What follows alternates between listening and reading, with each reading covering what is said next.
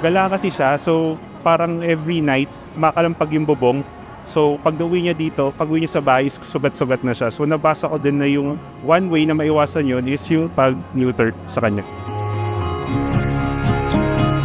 Nagustuhan ko naman yung nila, yung service yung talaga dito. Tsaka napakaalaga din at malinis at maayos talaga ang nila, pag-aasikaso.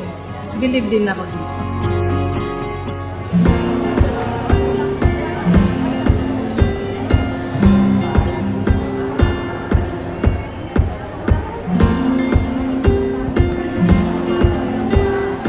Hello everyone, so this is Doc Gab, veterinarian. Actually, I am Doc Glenn Albert G. Almera. Most people call me Doc Gab. So I am the founder of Doc Gab Veterinarian, or before is Doc Gab Home Service Veterinarian under Pet Partner Philippines. And it has a mission of providing low-cost quality but safe kapon or spay and neuter sa mga pets natin, both private and in the community.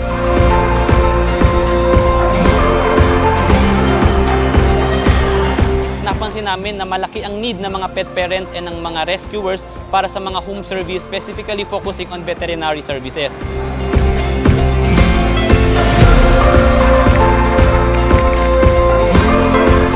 One of the main reasons why we do spay procedure is to prevent fatal infectious diseases.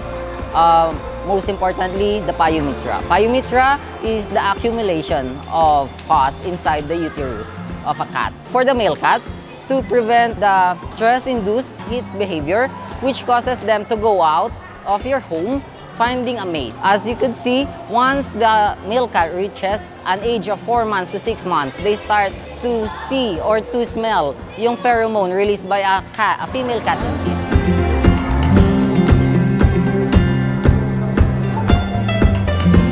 Mga paalala bago magpakapon. So una, dapat ang inyong mga alaga ay nasa wastong edad. Ito dapat ay 4 months old hanggang 5 years old.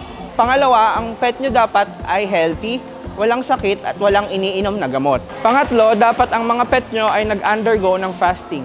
Ibig sabihin nito, walang tubig at walang pagkain ng minimum na 6 na oras.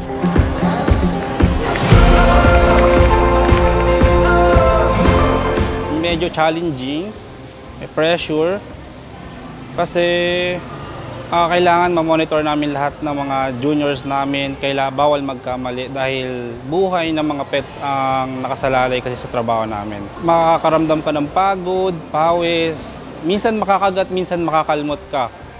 Pero siguro ang fulfilling na part is yung makikita mo yung mga ngiti ng mga owner nila every time na makikita nila bumabangon yung mga pets nila after surgery. From the event, lahat ng pet parents uuwi sila together with the guidelines na binibigay ng ating communication team. Nakalagay dito sa guidelines na ito or sa papel na ito yung mga bagay na kailangan nilang gawin, mga bagay na kailangan nilang i-apply pag uwi ng bahay, kung paano nila gagampanan yung pagiging pet parent nila, kung paano aalagaan yung kanilang mga pet babies pag uwi ng bahay. It's been a long day for us. We have been doing spay and neuter to our communities, and today we are tired but we are very happy kasi we had another record-breaking number. We were able to spay and neuter and vaccinate around 160 pets from Las Piñas and now here in GMA Cavite. We are very happy kasi this kind of community events will not be possible without the cooperation and active participation of our partner organizer and our pet parents. Ang goal natin is to bridge the gap between the number of animals to be rescued and the number of people na mag-rescue. I've always thought there was a need for some neutering and spading of animals, dogs and cats. Doc Gab, marami pong salamat sa mga ganitong mission. Marami pong kayo natutulungan na mga alaga namin na nakokontrol yung pagdami nila. That's the main problem of a large number of animal abuses, and only when we tackle the root cause, which is overpopulation, that is the time we can really say na we are winning the problem with animal welfare issues and overpopulation.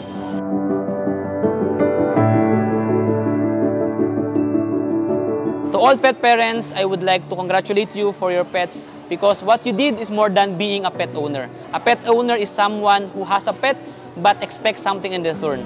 But for those pet parents like you na nagpakapon, nagpabakuna ng pets ninyo, it's being more than a pet owner because you provide more than the bare minimum. More than providing shelter and food, pinakapon nyo sila, pinabakunahan nyo sila para sa mas mahaba at maganda nilang buhay. And on behalf of Pet Partner Philippines, your partner in pet parenting. Maraming salamat. I hope marami pa tayong mabisita mga communities at mapaabot ng ating mura na kapon sa mga alaga. Tulad ng sinasabi po natin lagi, kapon ng solusyon, kapon, hindi